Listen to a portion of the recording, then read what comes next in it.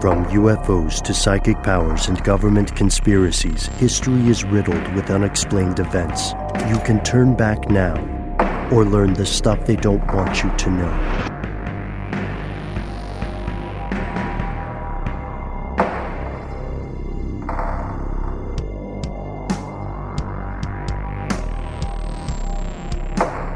Hello, and welcome back to the show. My name is Noel. Our close compatriot Matt is on adventures, but will be returning soon. They call me Ben. We are joined with our super producer, Paul Mission Control Decant. And most importantly, you are here. That makes this stuff they don't want you to know.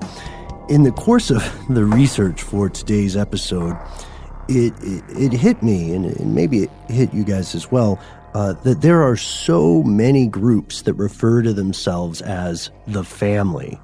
The original title for today's episode was going to be, What is the Family? But we had to be more specific because, different groups call themselves the family. Our families call themselves the family. Yeah, or not even to mention like bluegrass groups like the Carter family or like the Handsome family or what have you, right? Or the Manson family. Right. Cults as well. For a lot of listening today, this kind of moniker sounds cultish.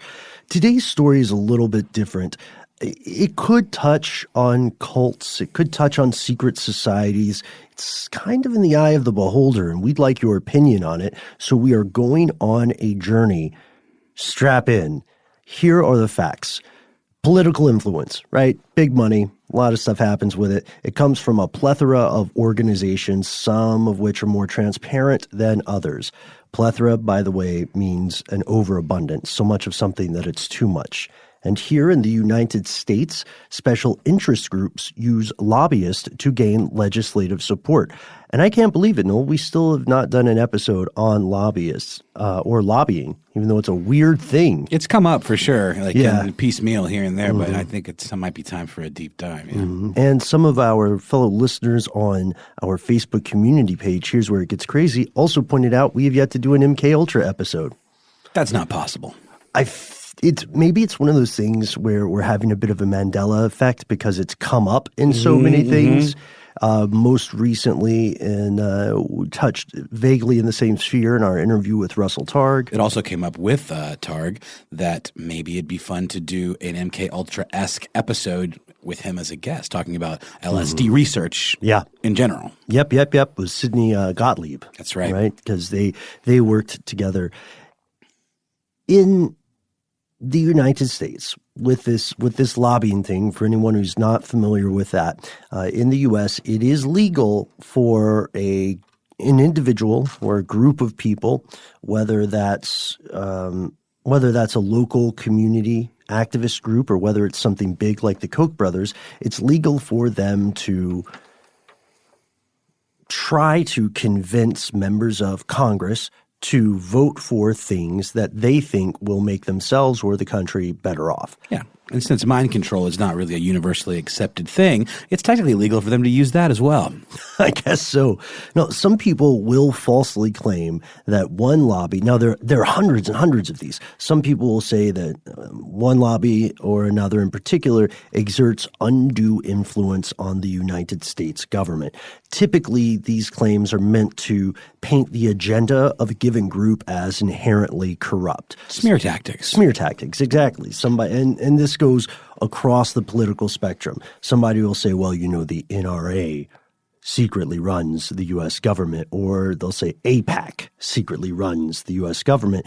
But if we talk about pure, traceable, and that's important, funding, the biggest lobbies as of 2017 are not geopolitical, and they're not really pushing a lot of the hot-button issues that are so popular and divisive in the public eye. It's not gun control or gun rights. It's not pro-life or pro-choice. As a matter of fact, it's not anything about partnerships with a foreign country. The biggest lobbying dollars come predominantly from the medical industry. Yeah, it's like that great quote from The Wire. You follow drugs, you get drug addicts and drug dealers, but you start to follow money, and you don't know where that rabbit hole is going to take you. Oh, perfect. Yes. And so astute. Honestly, the top five, we have a list. The top five are the U.S. Chamber of Commerce, right? And you recognize the Chamber of Commerce. It's a business trade group. You probably have one in your city, right? There's one even here in Atlanta, the Metro Atlanta Chamber of Commerce. Then there's the National Association of Realtors, which is a little surprising, but there's a lot of money in real estate. And then the other three are all healthcare or medicine related. Yeah, you got your Blue Cross Blue Shield, you got your American Hospital Association, and you've got your Pharmaceutical Research and Manufacturers of America. All very innocuous sounding names. Mm-hmm. And people who've listened to our previous episode on the opioid crisis will probably look askance at that last one, the Pharmaceutical Research and Manufacturers of America. Well, that's what I'm saying. They're so straightforward, innocuous-sounding names that have the potential to be the top of the umbrella of some very nefarious activities. Not a conspiracy theory, absolutely a fact. People are going to jail or at least paying serious money for crimes therein. Yeah. And the big question is, will they be the right people? Right. Will they be the brains of the operation? Just some patsies. Some scapegoats. We also see the emergence of super PACs. These are political action committees. They've opened the door for massive amounts of money, but again, for the most part, without making an entire episode about lobbying just yet, for the most part, this is all very legal and very cool. There are other more secretive groups, however, influencing American politicians. These groups have agendas that may be unfamiliar to most American citizens. Their cash and their influence are also much more difficult to trace. They're not necessarily filing a lot of reports. It's tough to follow the money. And this might sound like a fanciful conspiracy theory, but according to journalist Jeff Charlotte, at least one of these shadowy groups is very much real, incredibly effective, and quite possibly dangerous. Let's meet the family after a word from our sponsor. Why not?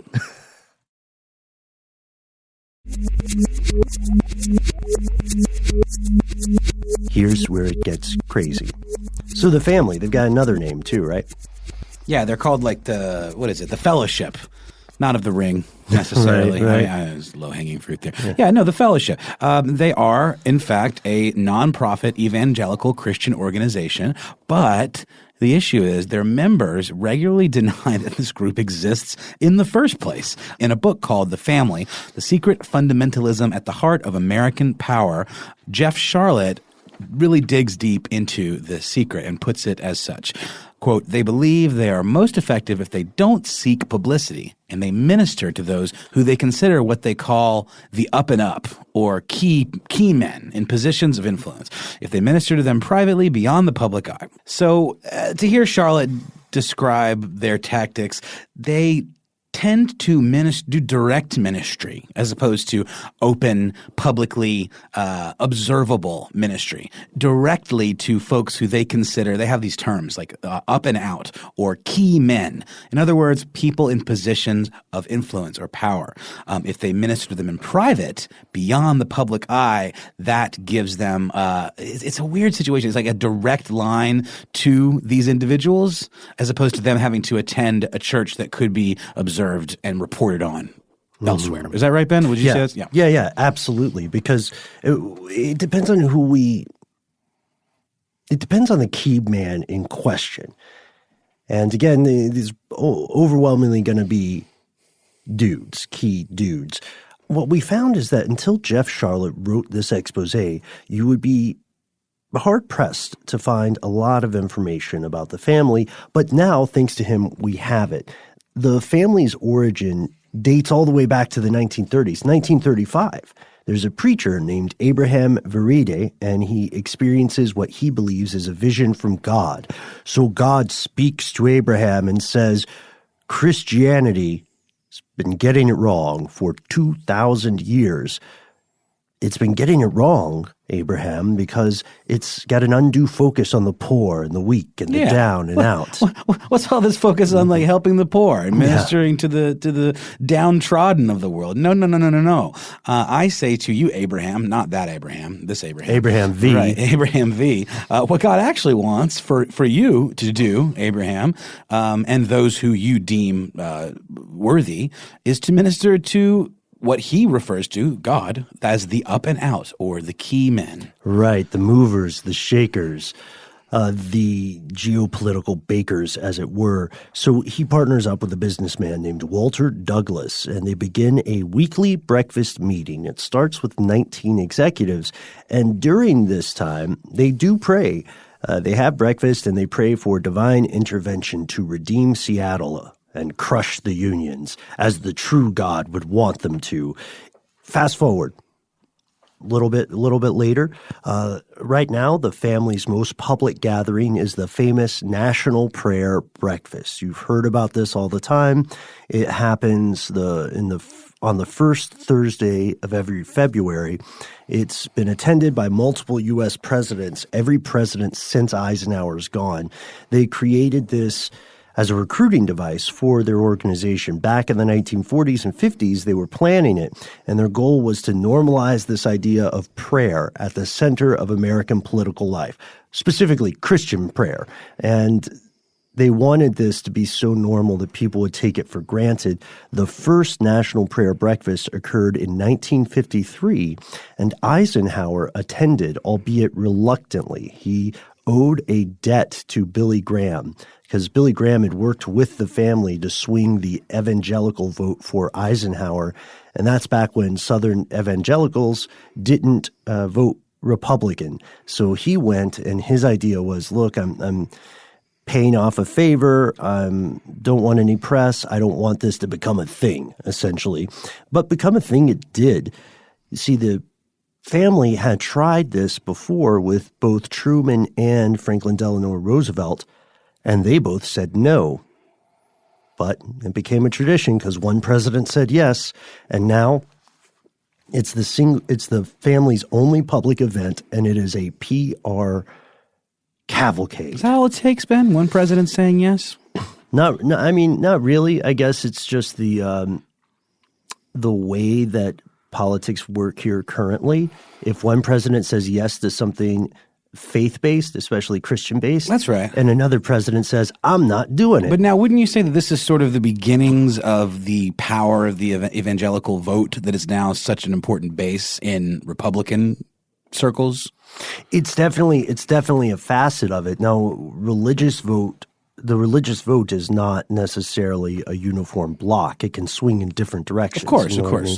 But yeah, this is a huge piston in the engine of elections. Not to insult anyone's intelligence, but should we really quickly define what makes evangelical Christianity different than just standard Christianity? Sure. I mean, I've always thought of it as just being a more strict adherence to the Gospels and just like a little bit more of a I don't know, pedantic sounds like a negative word, but I guess it just means a little bit, almost like strict constructionism of the Constitution, where you take everything literally and at face value. Is that your understanding, Ben? So from an outsider's perspective, it's the difference is Protestantism is just being in protest against the Roman Catholic Church. The evangelical perspective stresses personal conversion, right? Like being born again. Aha. Right? Got it. Now, please write to us. I know we have several religious studies scholars and experts here in the audience, so it'd be great to hear the breakdown of the nuances here, right? And I'm sure it's something that has evolved over time, as has the voting party of choice for this block, as mentioned here, right? Yeah. Good point. So the thing about this National Prayer Breakfast is that, as the family has described it is a recruiting device. The actual breakfast does happen on that first Thursday, but it is surrounded by a week-long deluge of lobbying events. We're talking 3,000 dignitaries who come from all around the world and from all sorts of corporate interests. They all pay I thought this was a pretty low price. I think we could actually go, you guys, if we all make it a thing. They pay $425 each to attend for the breakfast. Mm-hmm. But it comes with a breakfast, right? I know. Yeah, it does come with a breakfast. I don't know if it's a buffet thing. I don't know if there's like salmon. Are there eggs Benedict? Is it going to be? Is there a bagel bar? Will there be an omelet station? $4.25 is a lot, and I've been to some swank buffets. I would prefer a buffet if I'm paying $425. Because I would try to eat $425 worth of food. Get some crab legs on there. Yeah. So this is just for the ticket to the buffet, and for most people, the breakfast is just that. You have some muffins and some praying, but a lot of people stay on for days and days of seminars organized around the message that they think Jesus Christ, the actual Jesus Christ, has for particular industries. Yeah. Yeah, the key industries, no doubt. Right, exactly. The industries du jour, I suppose. I don't know. This is interesting. This sure sounds like a central leader who had this one-on-one with God and then is sort of allowing himself to be the conduit to God, between God and his followers, and he gets to decide what God's agenda is. Let's see if that's the direction it's going. It sure sounds like it. So we have the oil industry. Oh, yeah. Being a biggie, right? Yeah. And the defense industry, defense contractors, and many others also hold events. We've got foreign dignitaries that are just thirsty for access to all of these powerful men. Arms manufacturers, the energy industry. Let me at them. Let's say you're Boeing, right? Or you're a working member of Congress, and Boeing is big in the state or district you represent. Yeah. But the optics of, and you want to sell some stuff. Sure do. But the optics towards your voters would just be fatal to your political career if they saw you selling or facilitating the sale of some sort of technology to like a dictator. The gentleman must remain neutral. Right. Do you cede your time? The gentleman cedes his time. I do not, sir. I love parliamentary procedure. Yes, fantastic. I love it. I'm digging it so hard. I have tried to pitch it in my personal life. I don't think to you guys. Just in conversation at the bar? It would be a lot of fun. Yeah. I would like the gentleman's time has expired. Does the gentleman cede his time? The gentleman does not cede his time. It would be a lot of fun. I say that now, but we'd have to take it out on the road and try it. We probably shouldn't do it during a live show. We should just do it when we're hanging out. But anyhow, yes, you're absolutely right. The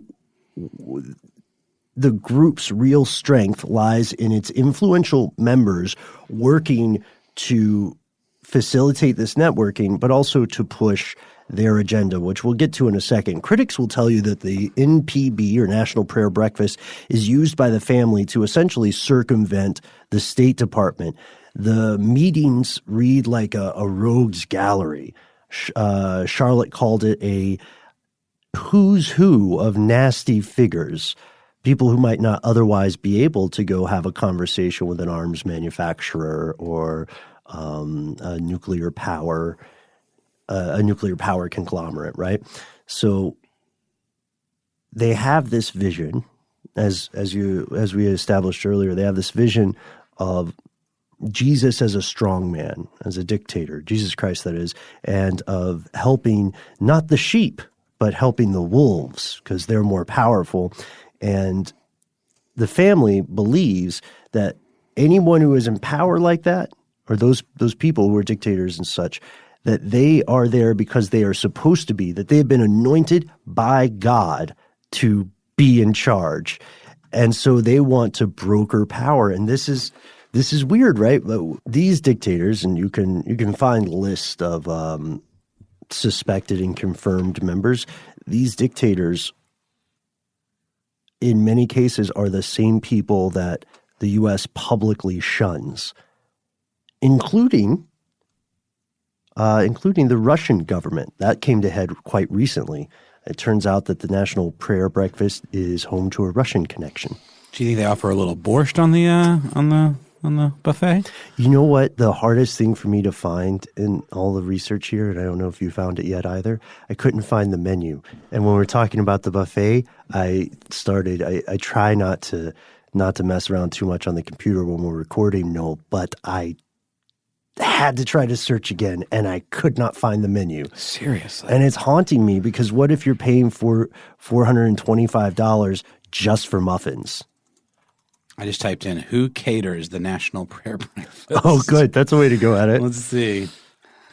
Now we've got who attends, who spoke. I don't care about any of that. I want to know who caters it.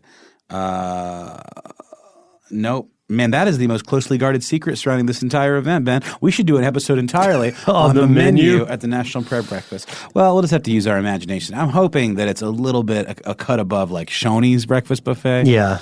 You know, and I'm hoping I'm hoping for seafood. And I'm hoping they have some international choices for their foreign dignitaries because that would only be fair. That would only be fair. Yeah. Yeah, especially when you consider cultural dietary restrictions and so on. Of course. And also the fact that like our idea of breakfast, I mean, not to get on a high horse here, but we've had this conversation. Breakfast food, you know, here is such a specific thing. In other countries, they eat like regular food for breakfast. Sure. Like in Asian countries especially, it's all like, you know, rice and noodles and things you would eat any other time of the day. And I support that wholeheartedly. Yeah, me too. Me too. I mean, if Edward Bernays had not come along, breakfast in the U.S. would be a much different affair. But let's get back to this Russian connection. So remember Maria Butina recently came up in the news as being an agent of a foreign government. According to the affidavit from the Department of Justice, she used the National Prayer Breakfast twice to set up some backdoor diplomacy between members of the U.S. government and members of the Russian power structure.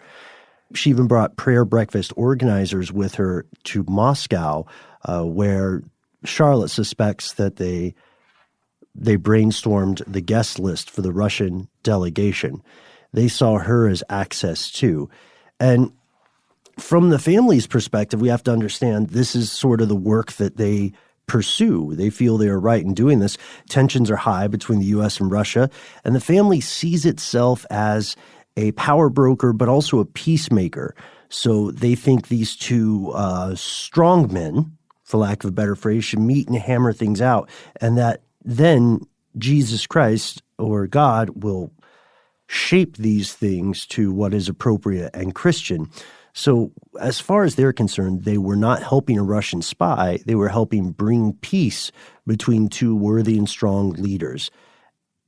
They, again, believe that if you are in power, you are supposed to be there. You are in power because God put you there. Never mind the voters.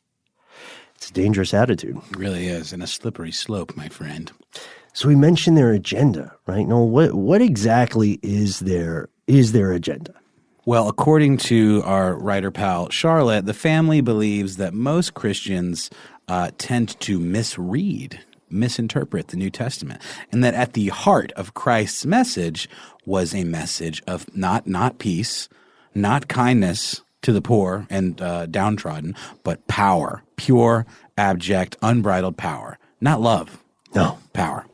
Right. Love through power. It's a very aggressive read of Christ. Because we think of Jesus as this kind of barefoot hippie. Well, I mean, we know he had a temper with like flipping over the tables and the money changers and all that. And we knew that he meant business. But he's always been like kind of made out to seem like more of a, affecting change through nonviolence kind of way, and more like changing hearts and minds rather than wielding some sort of iron fist, right? Right, helping the poor and downtrodden, the lepers, those outcast from society. No, say the members of the family. And then according to an article by Lisa Getter in the LA Times, the group wants to take this family global, a family of friends that will spread their agenda across the world. And when we say a global family of friends, we have to realize that like many organizations, we can think of it being arranged in concentric circles or domains. So according to former Nixon aide and Watergate felon Charles W. Colson, the family numbered, in 1979, the family numbered about 20,000 people, although the number of dedicated associates around the globe was much smaller, maybe as much as 350 in 2006. So you can buy a ticket to the prayer breakfast and it doesn't make you like a member of the organization, right? Exactly. I would imagine, do you apply to become a member? Do you have to be invited? Is it very closed door policy? I think you need to be in power for them to have interest in. You got to be a key people. Yeah. It's not for somebody who just came for the salmon, which is again would be me. That's right. So it's almost more of a Bilderberg or trilateral commission kind of situation, right? Close, yeah, similar. So they have a closely guarded database of these associates, members, and key men, but they don't issue cards. They collect no official dues, and members are asked not to speak about the group or its activities. A member of the family's inner circle once said to the group's chief South African operative, "The movement is simply inexplicable to people who are not intimately acquainted with it." First rule of Breakfast Club, you don't talk about Breakfast Club. Literally the first rule, yes. So they say that their initiatives have always been misunderstood by outsiders and that they learned the hard way to never commit to paper any discussions or negotiations. There are no such things as confidential memos because if you write something down, it will inevitably leak. So they urge people not to put anything relating to any of the work they're doing on paper unless you know the recipient well enough to put "please destroy after reading" at the top of the page. Not exactly free and clear transparency. See, they ought to do it Inspector Gadget style. This message will self-destruct. Yes. That'd be pretty cool. Yes, they should. That'd be fun. So their longtime leader, Doug Coe, who ministered in private and led the organization kind of behind the scenes. He had a pretty rare interview in 2001, and he said, "If I told you who has participated and who participates until this day, you would not believe it. You'd say, 'You mean that scoundrel? That despot?'" He passed away in 2017, but the practice continues. The institution exists. And this leads us to a question. Is this legal? I mean, on the surface, it's not necessarily illegal, right? People should be able to get together and have breakfast, have a chat, and people constantly network. And sure, the secrecy is creepy, but there are hundreds of religious groups working to bring their values to a wider audience. You know what I mean? There's, there are spaghetti dinners across the world. There are breakfast meetings in and at churches all the time. And a lot of nonprofits and charities have religious roots as well. With this in mind, the family's not really unique, right? Yeah, I mean, I have a question for you, Ben. You mentioned the name of Coulson, right? Mm-hmm. Is the name of their high level? Are the names of their high level people, their board or whatever you want to call it, is that public information, or do they keep that pretty under wraps too? They keep a lot of it pretty tight. We do know that membership includes people who are serving in the U.S. government, like Pence is a member, being commander-in-chief, Donald Trump and Barack Obama and Bill Clinton all attended the National Prayer Breakfast, but how intimately involved were they? We know that Hillary Clinton, for a long, long time, received personal ministry services from Doug Coe. So that's the part that we have to emphasize here. The family itself, their mission feels politicized with a trend toward, what they see as strong, powerful authoritarians. Right. But their fan club goes across all sides of the political aisle. That's right. My question is, what is this personal ministry business? What does that look like? Is that like getting a house call?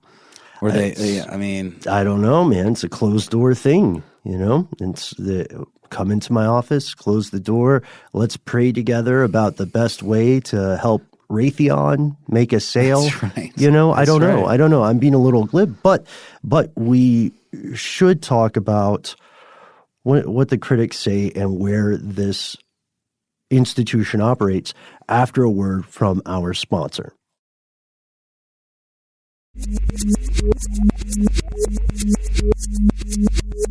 We're back. So here's the thing, Noel. A lot of critics say, and what's your take on this? A lot of critics say that there's more than breakfast going on. It's not just some Eggs Benedict. Are you saying they have lunch items as well, Ben? Not in public. Aha. Behind closed doors, though, there could be sandwiches. There could be like a deli tray. Some soups, maybe fruit and cheese. All bets are off. Barbecue. I love the idea of this being an exclusively food-based organization. Yes, I love that too.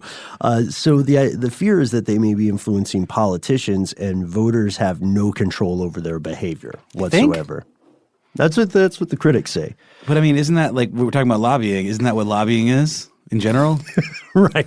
Like, we don't have access to the lobbyists because they're paid by the corporations to interface directly with politicians, and we can sort of say, hey, politicians, please let me write you a letter. My congressman, please don't be swayed by the siren song of lobbyists. But that's only going to take you – I don't know. I see exactly what you're saying, though. Like if we got together and we crowdfunded $5 from each of us and everyone listening, then we could make a donation to a politician and then get their attention to say, here's what I think you should do about a certain issue. Yeah, but Ben, even you saying that it requires a donation goes against the entire system. They're supposed to listen to our phone calls whether we give them money or not. Sure they are. That's what I'm saying. I think we're on the same page, Ben. I think our glibnesses are aligned. We've earned this cynicism. I think so friend. too. I know. So where do they operate though? Do they just stay in D.C.? No, I think not, Ben, because they need to branch out. They need to wield these powers beyond Washington, D.C. And where do they do this? That's a very important question, especially in a modern nation that prizes the separation of church and state. We haven't even talked about that yet, because that's the thing too. Lobbying is one thing, but at least that doesn't necessarily go against the separation of church and state. This, on the other hand, very, very weird gray area, especially when it has such across the aisle kind of support, at least in terms of like the optics of it. So here are the questions. To the family's supporters, this organization has an ability to bridge political gaps and unite antagonistic groups through a mutual spiritual understanding. Yeah, that's the thing. We have examples of the kind of scandals they've encountered. Their most well-known, probably, for now, it came about in 2009. Some investigators claimed the family had, through their key men, influenced Uganda's anti-homosexuality legislation. This was a series of laws that allowed the death penalty for people who were attracted to the same sex, or also for, quote, harboring a known homosexual. So let's say you've got a friend or a family member and they are gay and you live in Uganda and they say they're coming to kill me because of my sexual orientation. And you say, that's fine, just hide here and we'll wait till the soldiers leave. If they are found, then the way the law was written, or the way the law was proposed, then not only the person they were searching for, but the person hiding that person would be put to death. That legislation was recently changed, I believe. Yes. But they were instrumental in pushing it through. Not to mention that I just typed in, there's a website called Focus on the Family. I don't know if it's their direct website, but it's definitely affiliated with them. And they have a resource page called When a Loved One Says I'm Gay research list. And it has things like titles like Bringing Home the Prodigals, Is God Anti-Gay? And other questions about homosexuality. The Secret Thoughts of an Unlikely Convert, an English professor's journey into Christian faith. It feels largely like there is a inherently negative spin on the treatment of LGBT individuals in the church. Yeah, absolutely. The thing is that because they're pushing this power-based authoritarian agenda, of course they will naturally tend to gravitate toward despots, toward dictators, but they see this as an effort of reconciliation. They also, for instance, in 1994, they helped persuade South African Zulu chief Buthelezi to avoid civil war with Nelson Mandela. And their defenders, such as former President George W. Bush, have praised their work. And they say, yeah, they're out of the public sphere, but they're making the world a better place because they're stopping war. And this leads us to the question, just how much influence does the family wield in Washington, D.C. You know, like you said, the supporters say it can bridge political gaps and unite antagonistic groups. But to the critics, this kind of combination of political power and religious zeal historically leads to disaster. And there are some very strong precedents for that throughout human civilization. And for critics, the most important and most frightening part of the entire equation is that citizens everywhere can be affected by the secretive legislation process without having any input upon it. Like Uganda may just be the tip of the proverbial iceberg. There are other things like the Youth Corps, which is a network of Christian youth groups that attract teenagers and then later steer them to Jesus. And this Youth Corps is active in places like Russia, Ukraine, Romania, India, Pakistan, Uganda, of course, Nepal, Bhutan, Ecuador, Honduras, and Peru. This is big stuff. We might not hear about it a lot here in the States other than at National Prayer Breakfast, but powerful geopolitical things are happening outside of the public eye. And at this point, we know the family is still working quietly behind the scenes in the U.S. and abroad, but on what specifically? For now, that's something they don't want you to know. I have to ask you, though, Noel, do you think this kind of thing should be legal or illegal?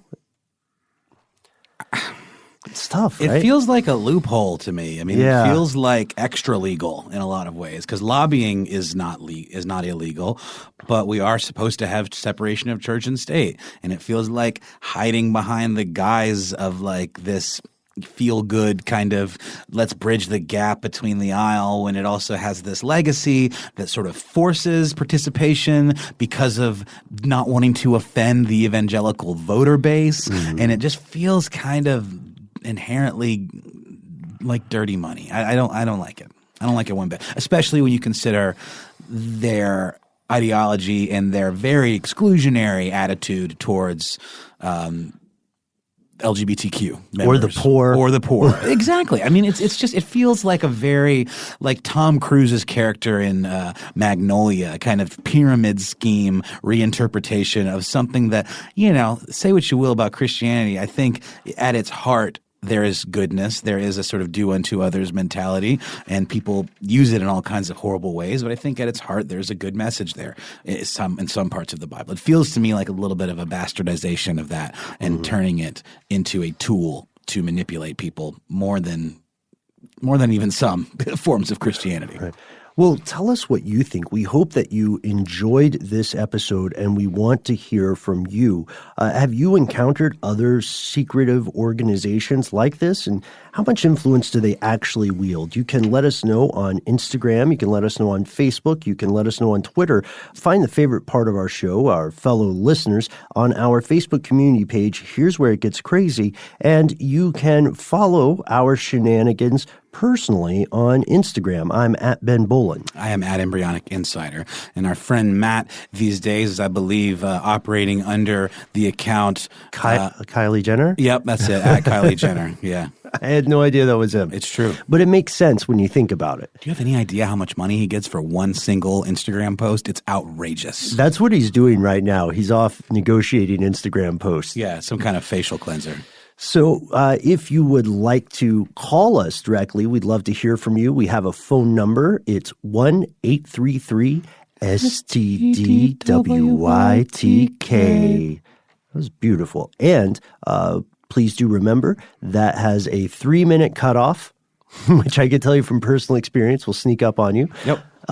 Also, if you do not want us to put that message on the air, if it's just something private, please explicitly say that in the message. It's very true. Otherwise, we and again, even if you don't mind if we use it and you want us to keep your identity anonymous, we've in the past used them and disguised voices and stuff. People have given us the inside scoop for companies they work for, don't want to jeopardize their relationship with their employers, but do want us to get the info. We totally respect that and treat it with care. And if none of that quite bags your badgers, you don't care for the social media and you hate getting on the phone, but you desperately want to talk to us, we have good news for you. You can hit us up directly on our email. We are conspiracy@howstuffworks.com.